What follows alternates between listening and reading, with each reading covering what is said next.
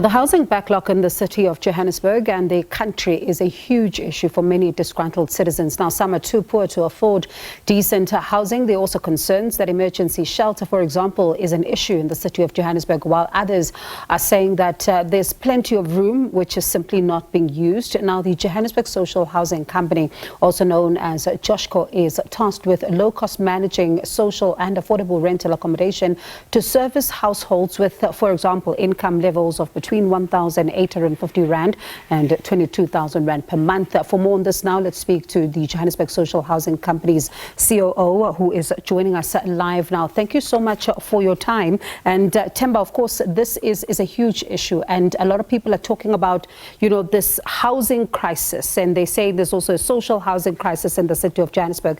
And I wonder if you share that view. Yes, it is a housing crisis, and I do share the similar view and sentiments. But as the Johannesburg Social Housing Company, we have then dedicated all our efforts and also half of our capex budget towards dealing with this matter. In the inner city alone, we have 1,912 units where we've basically converted old city buildings into affordable housing spaces or social housing projects. And also we've also dealt with another issue which is quite huge, which is student accommodation, when we converted some of the buildings.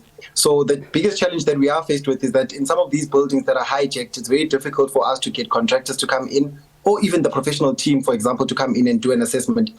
For one, Joshco has a building called Casamea, which we had bought, but the building was hijacked. And for us now to do the professional work and convert it so that it's made habitable for living and we can charge the low-cost rental, we can't do so because of the building has been hijacked, and we are now in a court process which is taking almost 2 years. So Themba, one would then ask the question, for example, and I'm hoping we help our viewers understand this, is that if a building then has been hijacked, it's Casamea, you're not able to get access to it, you now have to go to the courts, and one would say, but why simply not get police involved and take your building back?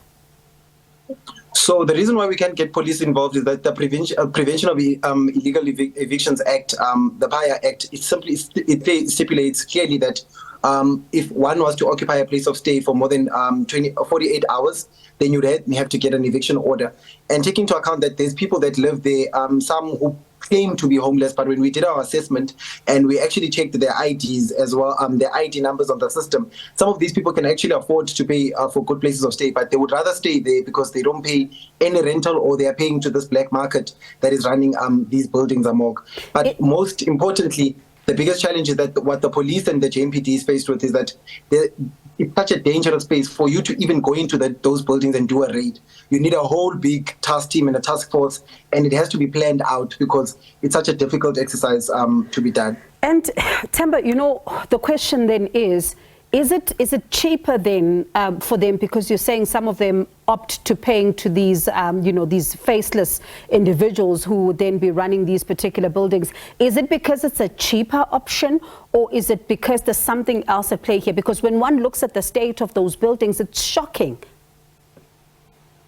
So it cannot be a cheaper option, because from what I'm hearing and what we've been seeing nowadays, and what the people who are testifying who stay in these buildings have said, that they're paying close to 2,000, some of them are paying 1,500 Rand.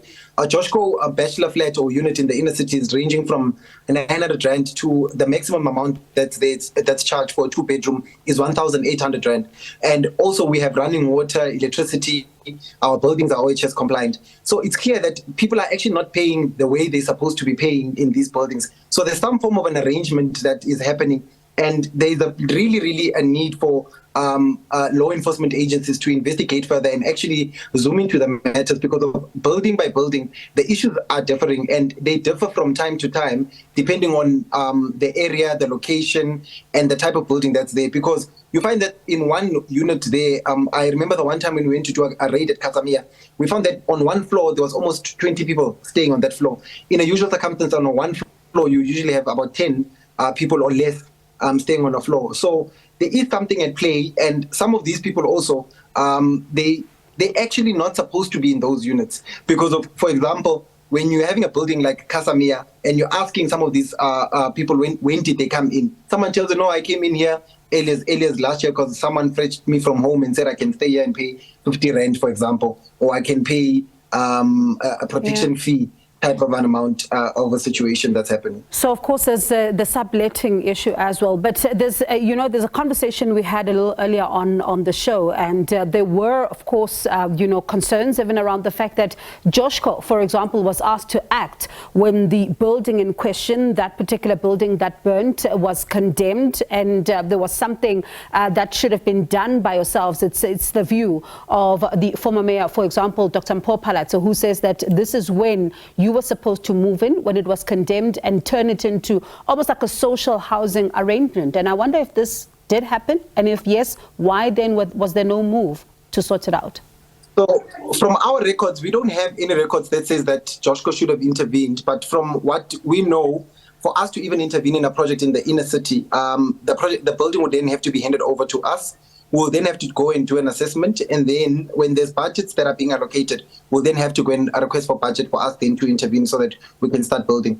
As you know, you cannot convert any building or do any work or assess and say that this can be turned into social housing by just looking at it. The social housing, there's norms and standards that we need to comply with. We need to look at ways, is it close to transport nodes? We need to do a market study. And there's all of these host of factors that needs to be taken into consideration. And the building that is in question, for example, it's a building that was under the custodianship of, all buildings in the city are under the custodianship of JPC. So if, for example, a building was already leased out and it already had tenants, it's very rare that you would find that a building that has tenants already is being converted into social housing.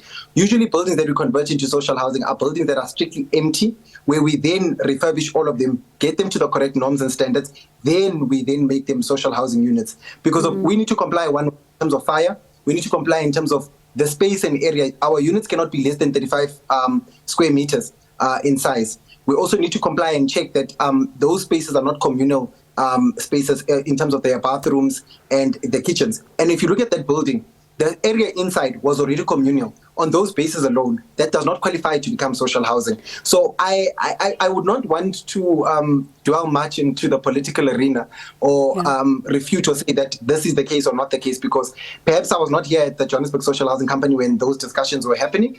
But from our side as Joshco, we've made our commitment in buildings where we were given and everything was followed and processes were followed. We can show to you today and take you through a tour, for example, of our buildings, how they look like. We have about 1,912 units, and then we have about over 200 units that are currently in progress. Some is in Able, some are in 50 Durban Street, some are in Claim Street, where we actually are doing construction and we're constructing those units. So where we are given the buildings correctly and the due process has been followed and the necessary sign-offs between ourselves and JPC, an occupation or building occupation use agreement is signed, then we take over the building. But it cannot be a Joshco building by just someone having a verbal instruction or someone giving a wish. It's more of a process that is done legally, because once you have a legal binding document, then we can assume the town planning processes and so on. All right, Themba, we're out of time, but in 5 seconds, do you also accommodate everyone, including foreign nationals, as we've also seen this becoming part of this issue?